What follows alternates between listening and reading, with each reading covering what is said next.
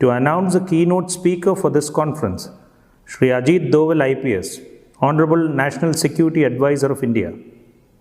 He is a member of the Kerala IPS fraternity, and that is all the more reason that we are honored to have such a checkered officer for this edition of Cocoon.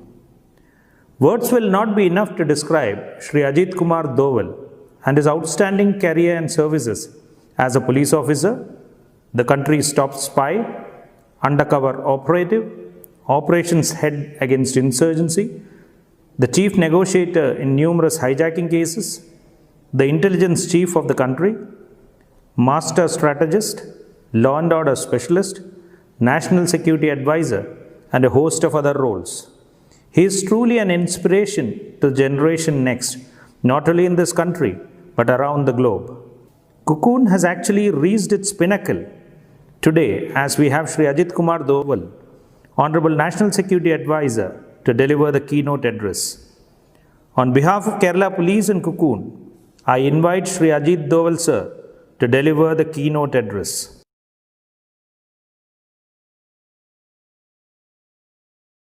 Ladies and gentlemen, my very warm greetings to you. Friends, I feel privileged to be asked to address the 13th edition of COCON, an important and prestigious international forum to deliberate on hacking and information security. My profound gratitude to the chairman and organizing committee of the forum.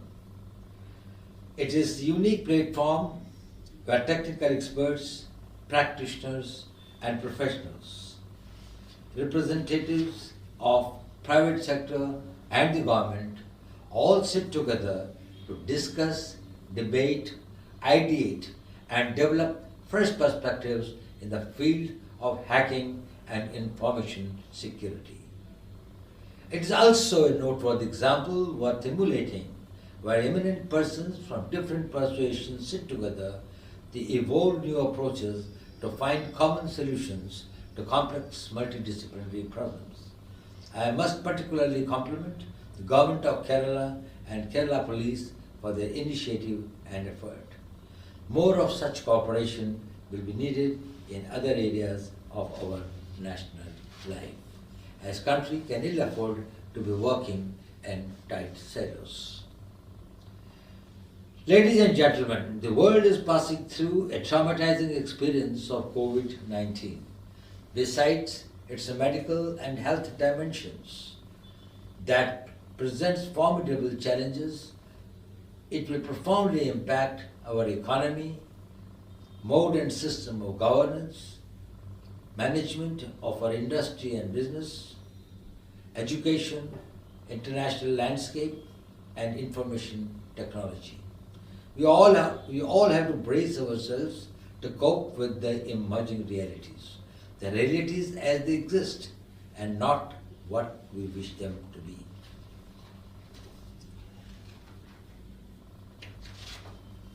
Let me first talk about the change in the work environment that has been brought about by the pandemic. Work from home is becoming a new normal as dependence on virtual platforms has risen steeply.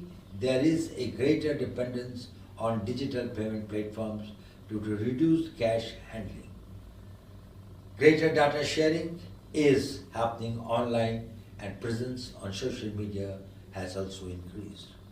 In India, the progress we made through digital and e-governance helped us to ensure that we could carry out business of the government, economic activity, and social interactions.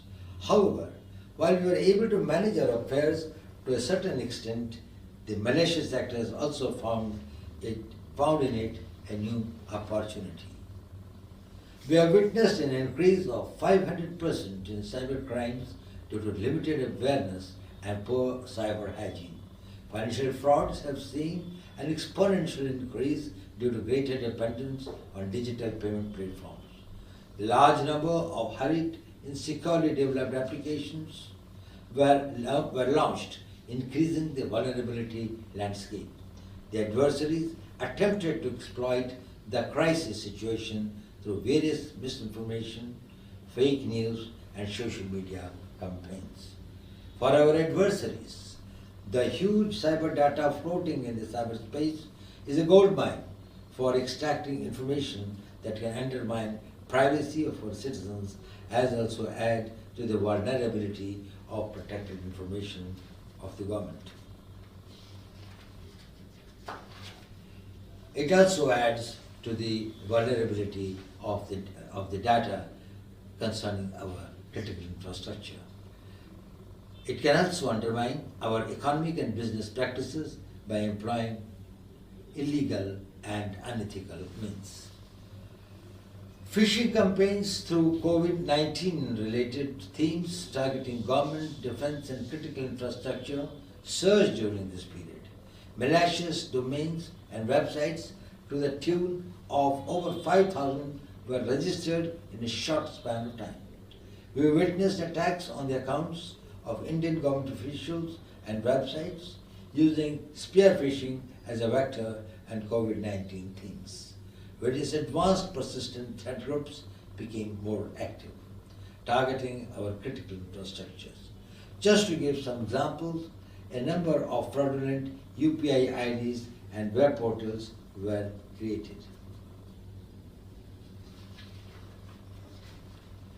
Within a few hours of announcement by our Honorable Prime Minister, our PM Cares Fund, several fake Arogya Setu applications also popped up exploiting people's data. Our cybersecurity agencies took a number of initiatives and are regularly issuing alerts, advisories, and guidelines. Cyber threat intelligence is being synergized proactively, and protective measures are being undertaken to ensure protection of our critical information infrastructure. A number of conferences and webinars are being organized to create a broad spectrum awareness that will help counter these new age threats. Friends, during the lockdown period, management of security operations centers and IT administration at all levels was also a challenge. It needed out-of-the-box solution in terms of new architecture and secure remote operation techniques.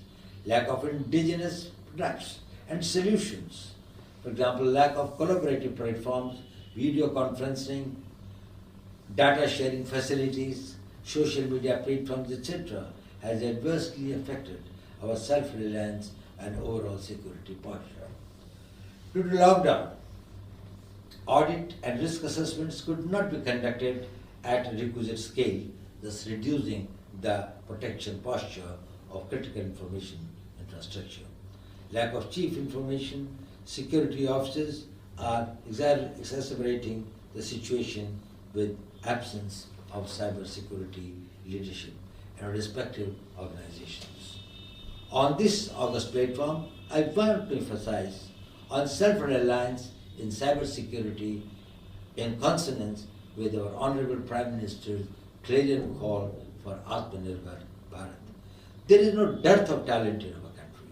Our IT and ITE's market share is 55% globally. The same needs to be extended to cybersecurity sector, which is emerging as one of the very promising international market. This is where our startups must come up with solutions which are based on the requirements of the Indian market and extend it to the globe. We must train hard, obtain certifications, and build capacities so that all critical cyber assets are manned by the skilled professionals. Your research and development